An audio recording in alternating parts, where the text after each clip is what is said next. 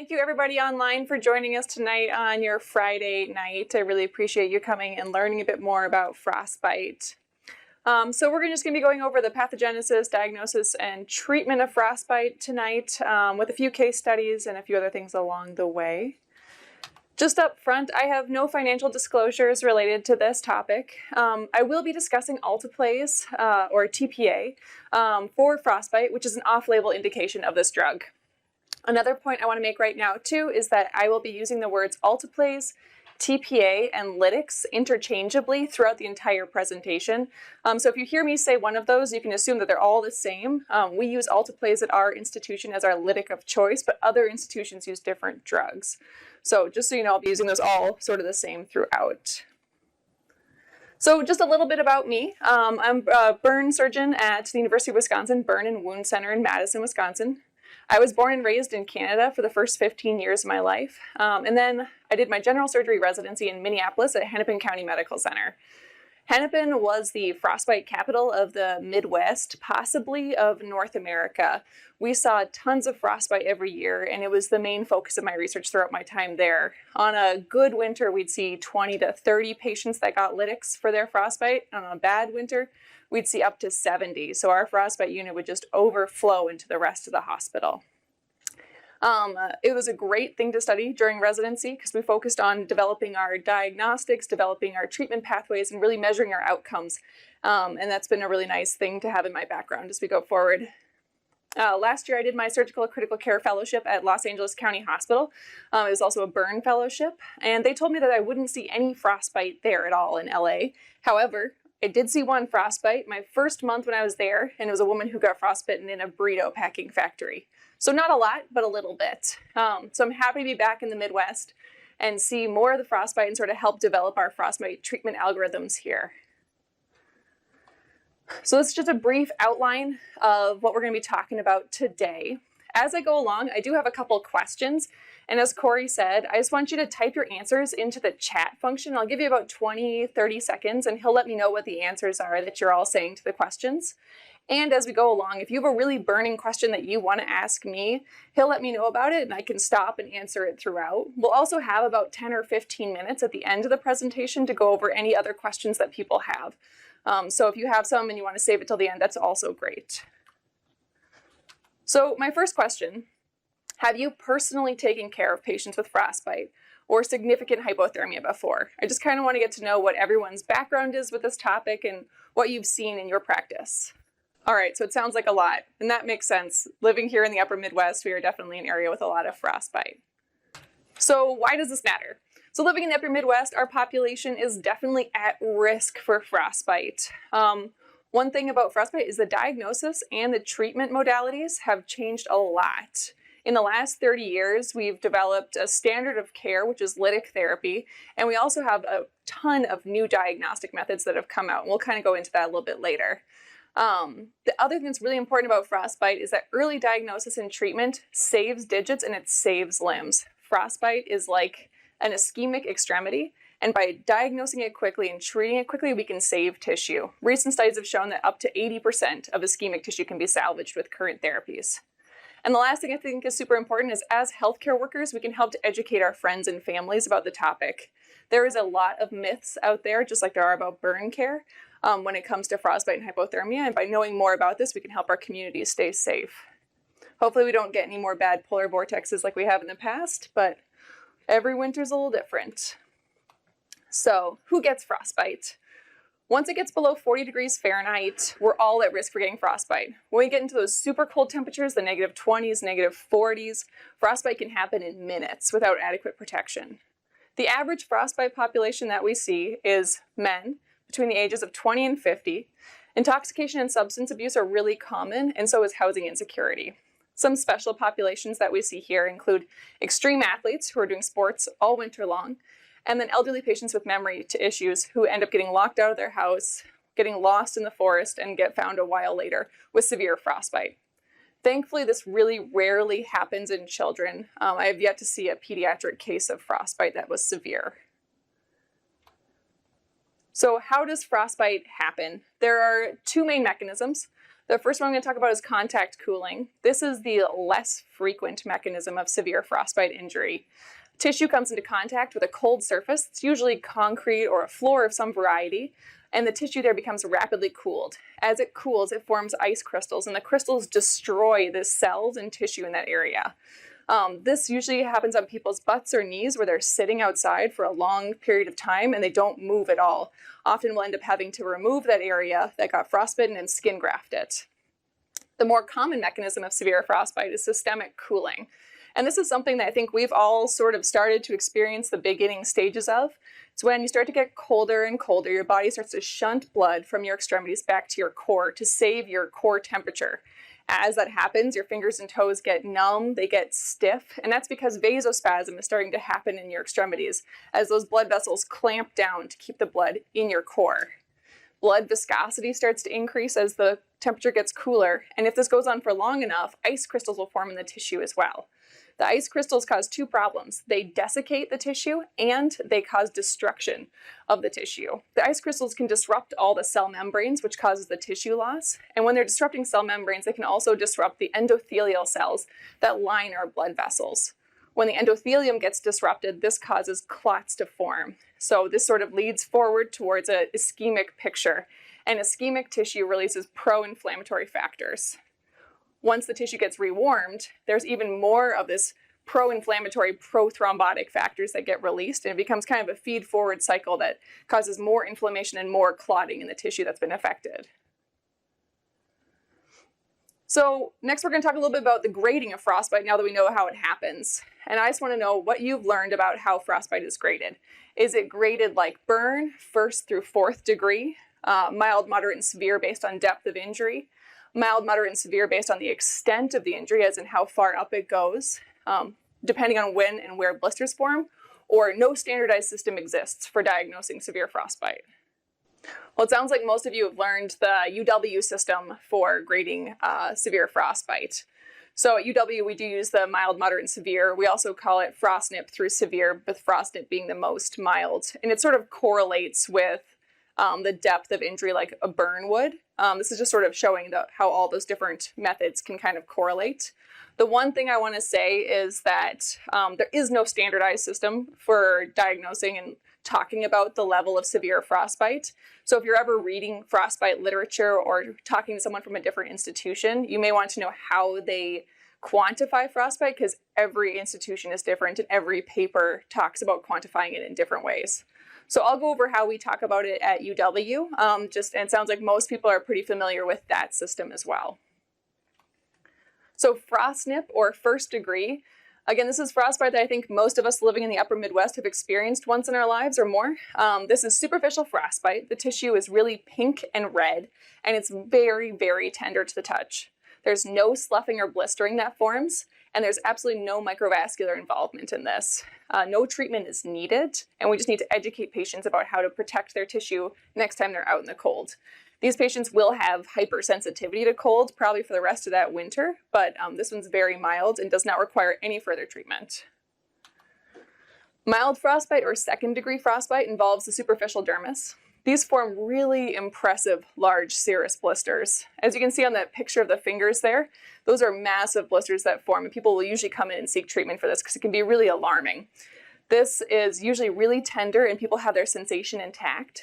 On the picture of the toes there, you can see that the big toe has some more dark purple dusky coloration, and I like this picture because it shows that there can be varying degrees of depth of injury, because I would say that the tips of those toes all look deeper than the proximal part of the toes where it's just large serous blisters. So there can be a lot of difference between one person can have partly 2nd degree and then the other parts can be much deeper.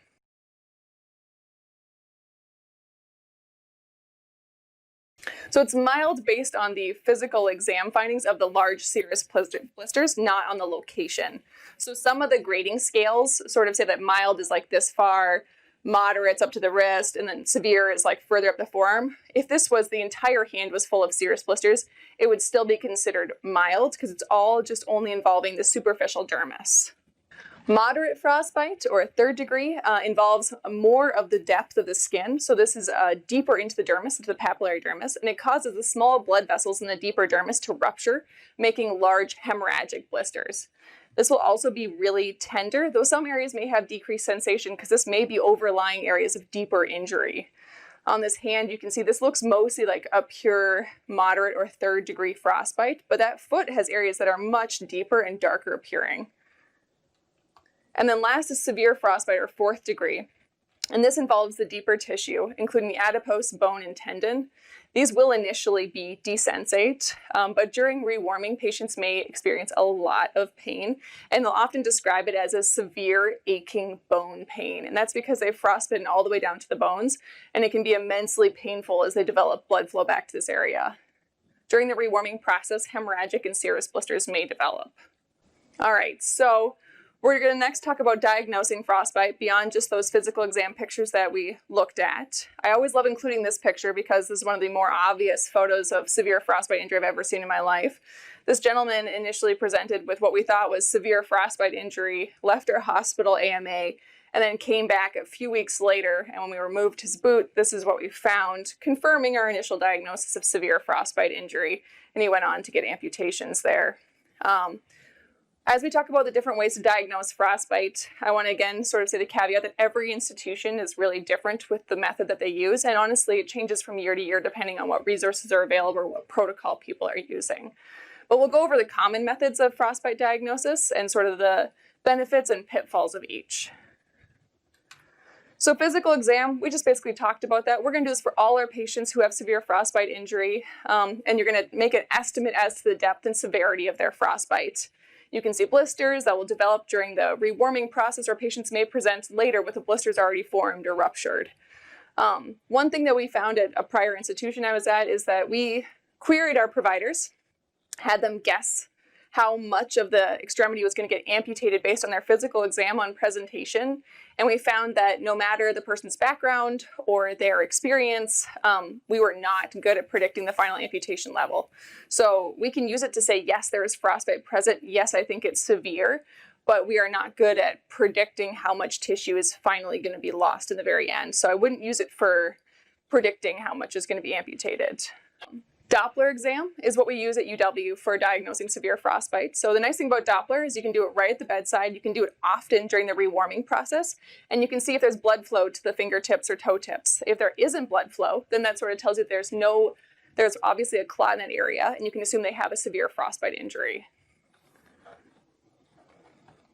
Angiography was previously the gold standard for diagnosing severe frostbite, and a lot of the older papers cite angiography as the main way to diagnose it, and a lot of institutions still use it. It's a great method.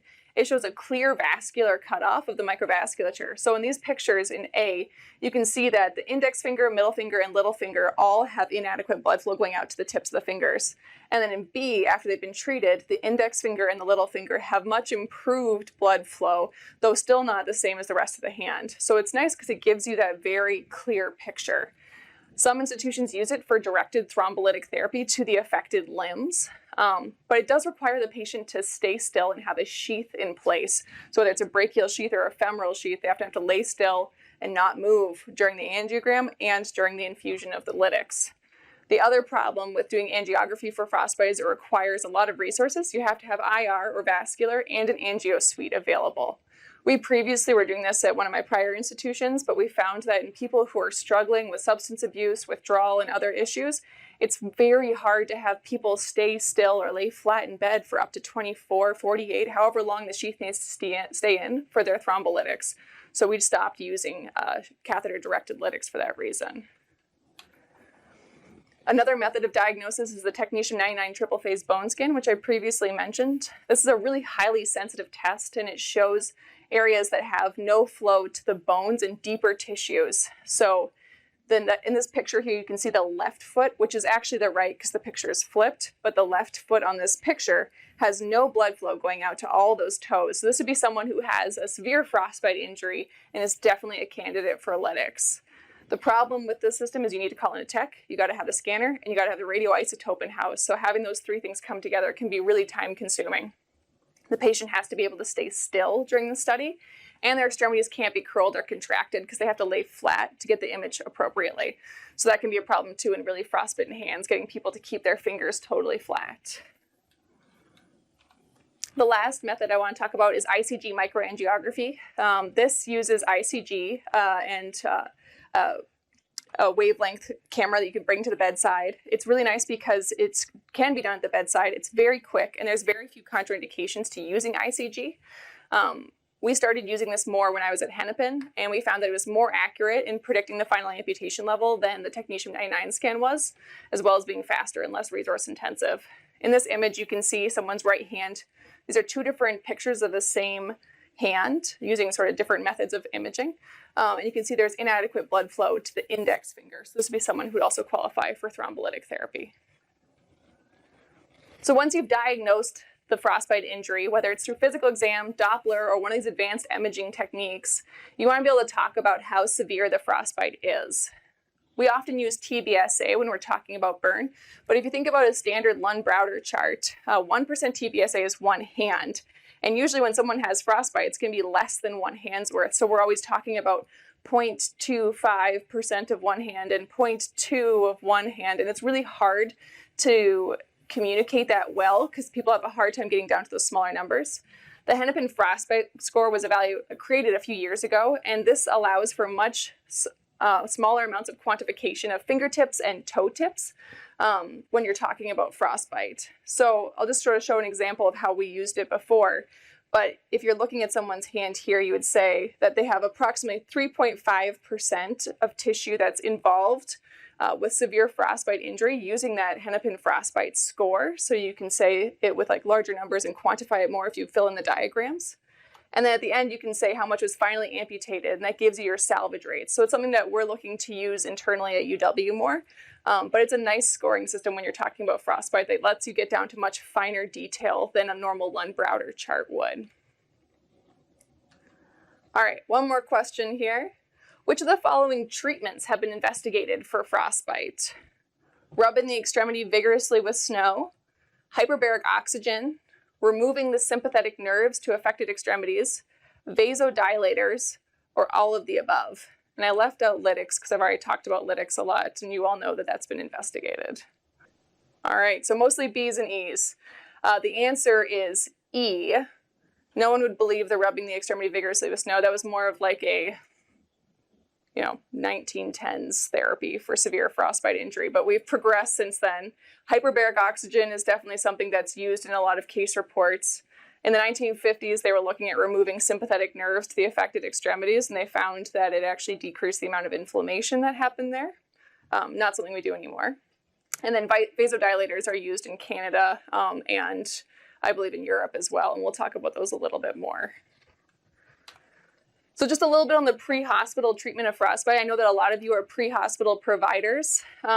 If you encounter someone who's got severe frostbite injury, it's not on this slide, but the first thing that we need to worry about is hypothermia, and that has to be the first focus on taking care of someone who's got severe frostbite. Hypothermia is life-threatening, frostbite is limb-threatening, both very important, but if you think someone's profoundly hypothermic, your first goal should be keeping that patient warm, getting them somewhere warm, and making sure that they're hemodynamically stable. When it comes to their frostbite, avoid rubbing the frostbitten areas to warm them up because this can be really painful and can actually damage some of the tissue. And if someone has frostbitten feet, try to get them off of their feet and have them not walk on the frostbitten feet. If you're far away from help or somewhere warm, avoid sort of passive thawing of the extremities that are involved in frostbite. You don't need to pack them in snow to keep them cold, but you don't need to warm it briefly, then pull it away from a heat source. It's actually much worse to warm and then freeze frostbitten extremity than to just leave it alone while you're trying to get somewhere that's warmer. Once you get somewhere warm, it should be immersed in fairly warm water that's not hot, and then don't apply any creams or salves and try and get to an ER as fast as possible. So for the initial management of severe frostbite and hypothermia, we're going to be doing our normal ABCs for the initial survey, looking for any concomitant trauma, because a lot of these patients, if they were out for a long time, you don't know what happened to them before they came in. Document vitals, including a core temperature. Remove all clothing, socks, gloves, hats, boots, everything, and put a bear hugger above and below to warm them. And then you want to evaluate the extremities. And so you can do this with a Doppler as well if you have that available. The best initial treatment for a frostbitten extremity is rapid rewarming. A lot of research on rapid rewarming and on frostbite is done on rabbits' ears. And so in this picture, this is a rabbit getting its ears rapidly rewarmed in the appropriate temperature water. They're trying to get their 39 is close to 40.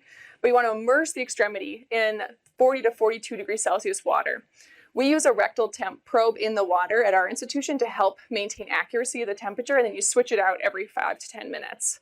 This is extremely painful, and patients will often take their hand out and not want to keep it in the warm water, but it's best to keep it in the water until it fully rewarms. So it's good to have analgesics on board, because otherwise the patients will have a hard time complying with this.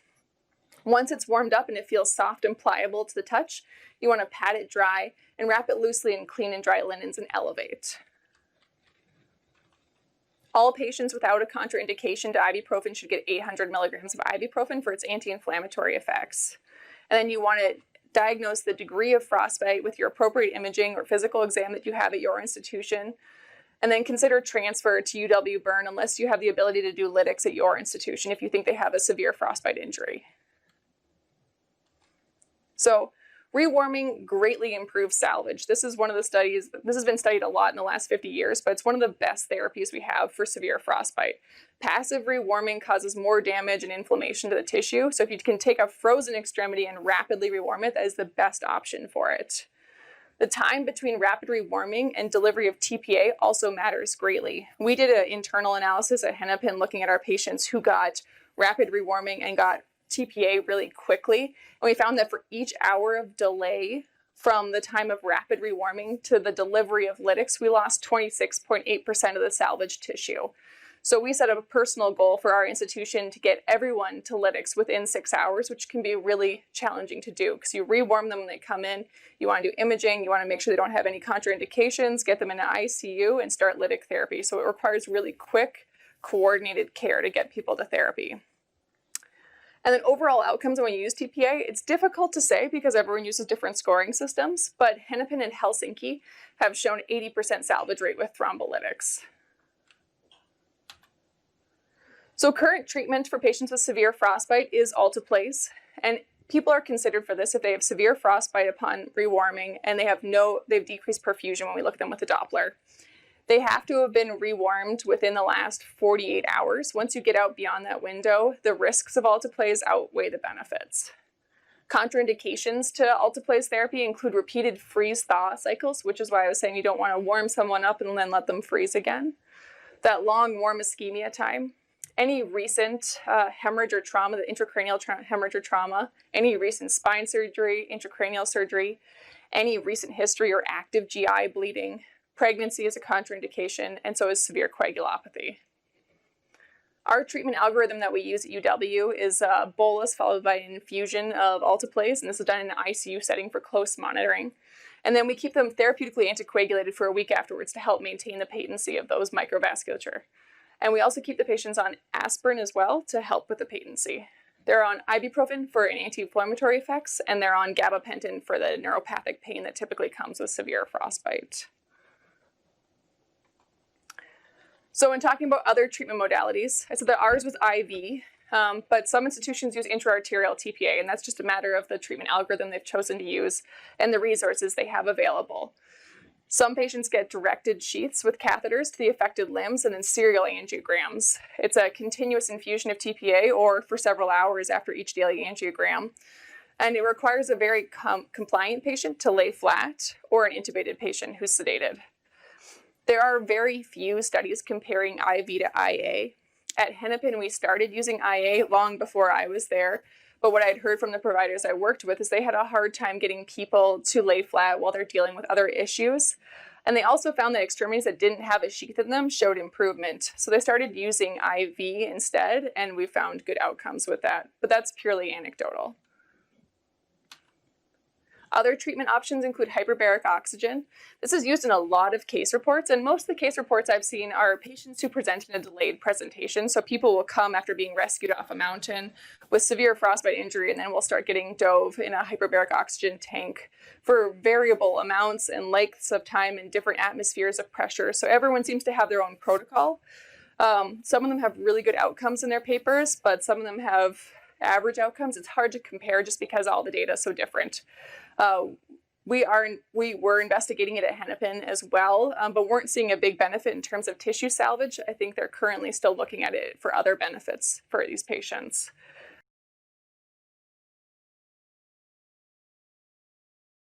That's a really good question, and it unfortunately involves some legal issues that haven't been figured out just yet. So in Colorado, they're doing that right now. The outside facilities are saying, we've got someone with severe frostbite, I think they need lytics. And then Colorado's burn unit is saying, yes, start lytics en route, even during transport, to bring the patient there, because they have such long transport times that people will miss their ideal window for lytic therapy. One of the problems that institutions run into is who takes the liability for starting the lytics then. And right now we don't have the ability to tell other institutions to start the lytics. If they have the facilities for doing the lytics there, that's different. And we're happy to advise institutions on how to do that. But I think right now where we are, we can't say start the lytics where you are without us seeing the patient and making that call ourselves. All right, iloprost. Iloprost is the vasodilator I was talking about. So it's a synthetic analog of prostacyclin PGI2, and it dilates the arterial vascular beds. It's usually used in pulmonary hypertension. That's where it's been studied the most. But it has this effect of causing inhibition of platelets as well. So it's used alone or in conjunction with TPA in the Helsinki protocol, and it's unavailable in the US, was one of the big downsides to this drug. In Canada, they use it a lot too for the treatment of severe frostbite, and they'll have patients actually come in for daily infusions of iloprost while they're getting their frostbite treated. So that is a method of treatment that's been investigated. Maybe someday we'll get it here. A little bit about wound care. When you're taking care of someone with frostbitten extremities, you have to wash the wounds with chlorhexidine soap and water, whatever kind of soap you're using in your institution. All the blisters should be gently debrided. And then an antibacterial ointment is applied in a non-adherent dressing. Some places use aloe vera dressing for its anti-inflammatory effects, and that's fine to use too on the blister beds. The wounds are then covered with gauze and a gentle compression layer. One caveat to this is we never delay thrombolytic therapy for wound care. And you obviously can't do wound care while a patient's receiving lytics. It'll just make a bloody mess. So it's fine to wait to do wound care until after lytics and everything else has been sorted out. For therapy, mild frostbite can start therapy right away, but moderate to severe frostbite at our institution requires a provider to see it after 72 hours of treatment and allow them to start ambulating. One study found that patients who are allowed to start ambulating on frostbitten feet after 72 hours often self-limit, and as such, they don't have an increase in tissue loss if you do allow people to start getting up. We all know that getting up is better for your cardiovascular system, preventing DVTs, preventing ileus, so we try to encourage our patients to get up as soon as possible. For surgery for frostbite, we wait as long as reasonably possible to the point of auto amputation in this man's case. We want to allow as much time to pass between the injury and the amputation because this allows the maximum length of the digits to be revealed. Often if a provider goes in and does the amputation early in the process, we'll take more tissue and more length than actually needs to be taken. So we'll wait and wait and wait as long as possible. The previous saying was frostbite in January, amputate in July. If an infection develops, which can happen in severe frostbite injuries of the entire foot typically, or a large area, then we usually need to amputate higher than they would have initially demarcated to. So people will end up with BKAs early in their course. Here's another example of that full mummification and then final amputation. So just quickly about why transfer frostbite patients. If you don't have the ability to do thrombolytic therapies, I really think it's a standard of care for severe frostbite injury at this point with the burden of evidence that's available. And so it's necessary to transfer patients somewhere that can do thrombolytics. This helps to break up those microvascular clots and allow the restoration of circulation to the affected extremities and can potentially salvage up to 80% of the ischemic tissue. Also at UW, we have coordination of services between PT, OT, dietitian, social work, addiction treatment, and we can offer surgery for grafting and amputation. I have a few case studies to follow this. Does anybody have any questions right now before I dive into the case studies?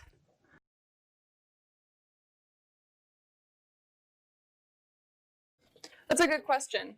So usually it takes about a total of 30 minutes to rewarm, but you should be feeling the tissue occasionally and asking the person how it feels. Once it's rewarmed, it should be soft and pliable and warm to the touch, not cold still, and the patient should be able to move and have hopefully more sensation in the affected extremity.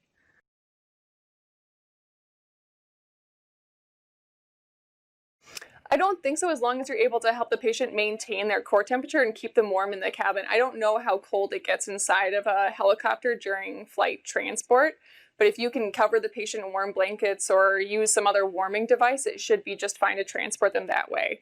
It's much faster that way, so I think the benefits outweigh the risks because you want to get someone to treatment as fast as possible.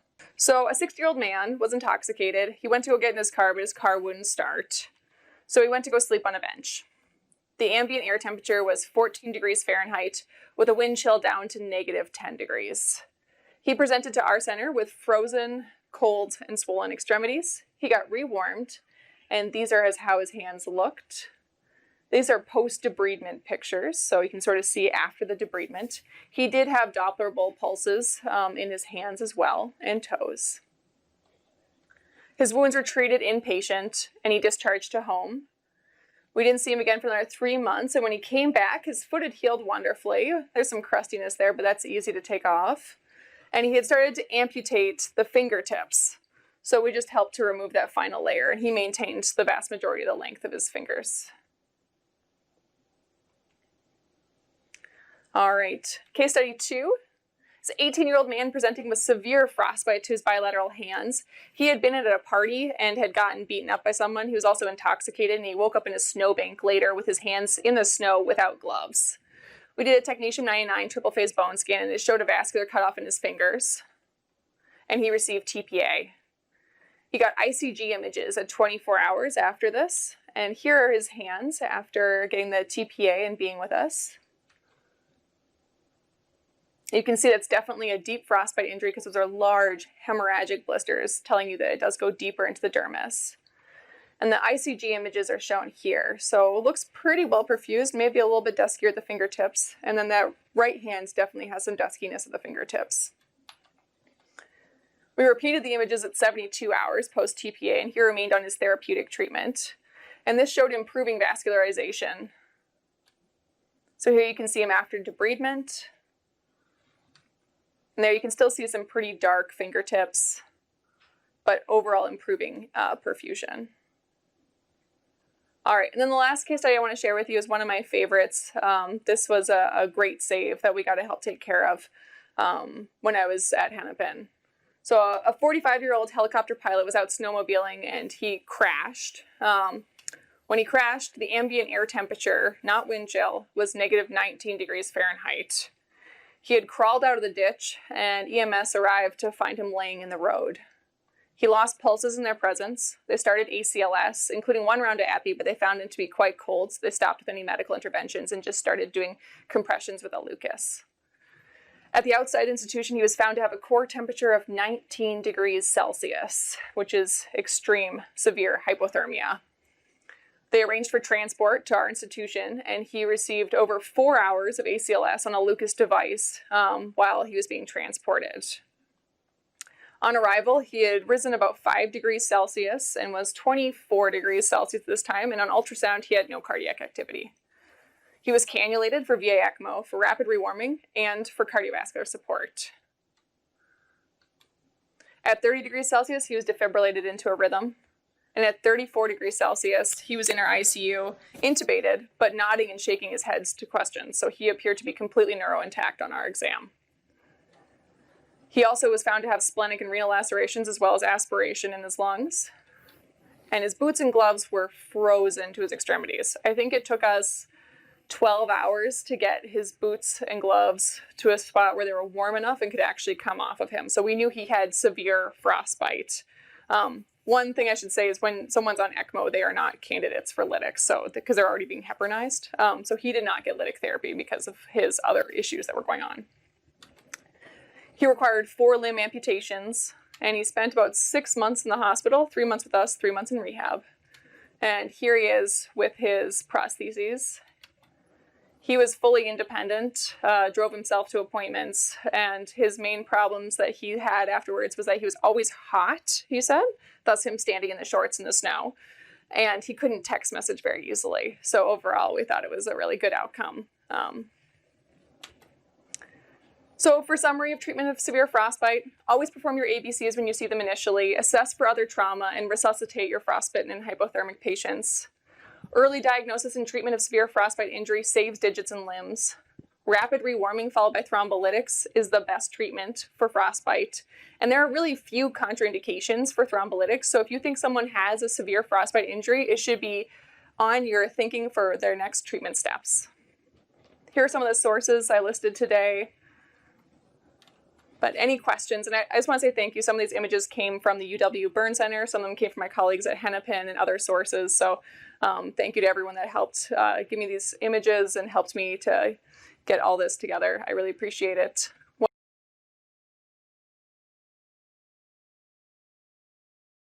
So if someone's got severe frostbite and you're transporting them, they should not need extraordinary amounts of pain medication. The rapid rewarming is the really painful process, but during transport, I think using normal doses of fentanyl is appropriate. So what you would use for most people, 25, 50 micrograms would be appropriate for these patients. They shouldn't need anything extraordinary during transport.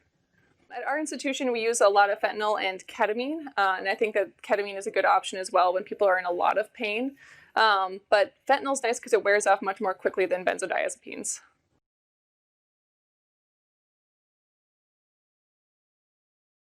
There isn't a lot you can do besides giving people the narcotics that they need during their rewarming. So when you're transporting, though, they shouldn't be in a lot of pain. The main focus should be trying to rewarm people's core temperature and keep them warm. And the extremities, while they may be achy and uncomfortable, they shouldn't be in severe pain during transport.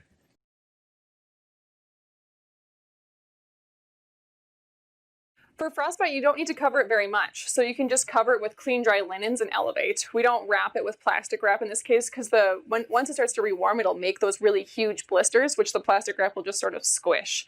So you can just do warm, dry linens if you have those, or just lightly wrap in gauze.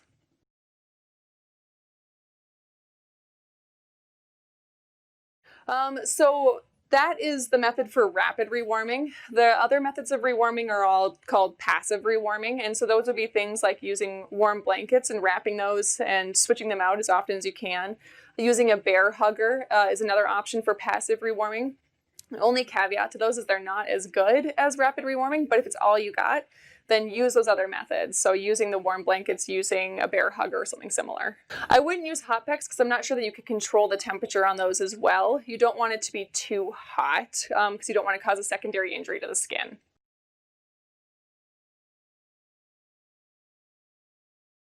Toradol is definitely an option. It's great for the pain control and for the anti-inflammatory effects, so that's excellent. We just say ibuprofen because it's easy and often on hand, but if you have Toradol available to you, that's great.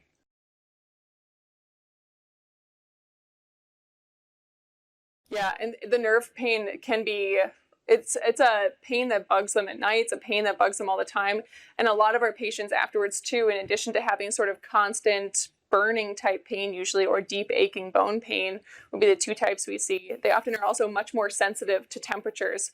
So they'll go outside when it's only like 45 degrees out and their hands will be really, really cold and they'll have to wear gloves to protect them because they find that they're much more sensitive to the cold afterwards. And so that's why we use gabapentin early to try and help that nerve pain issue. But there aren't any great treatments for long-term nerve pain treatment besides gabapentin or something similar like Lyrica.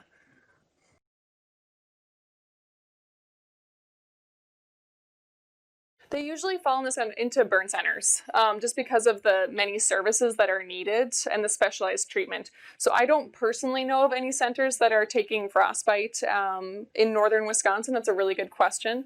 But I think we are the only one that I know of in Wisconsin that's taking care of severe frostbite. You just have to have all of the different therapies, the ability to do the ICU monitoring for the lytics, and then having the surgeons available as well. So it's a lot of services to have in one spot.